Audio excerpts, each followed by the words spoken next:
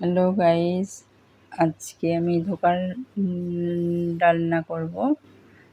ধোকা করার জন্য আমি ছোলার ডাল, তাতে এলাচ, দারচিনি, শুকনো লঙ্কা দিয়ে পাউডার করে রেখেছিলাম। সেটাকে জল দিয়ে 15 মিনিট মতন ভিজিয়ে রাখবো। আর ওর সঙ্গে আদাটাকে মিশিয়ে দিয়ে ভিজিয়ে রাখলাম। ওটা ভালো করে ভিজে গেলে, সব জলগুলো মিশিয়ে গেলে যাওয়ার জন্য অপেক্ষা করলাম। এদিকে নারকেলের দুধটা বের করব বলে নারকেল কোড়ানোয় জল ঢেলে নিলাম।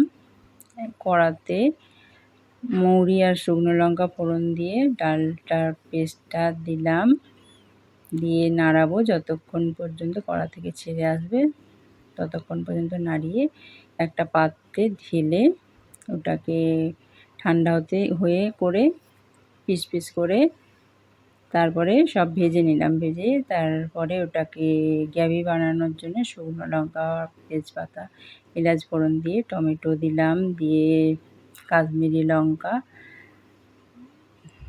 ধনে জিরে গুঁড়ো, নুন, চিনি স্বাদ মতো, তারপরে নারকেলের দুধটা দিয়ে দিলাম। মশলাগুলো ভালো করে কষানো হয়ে যাওয়ার পরে নারকেলের দুধটা দিয়ে দিলাম।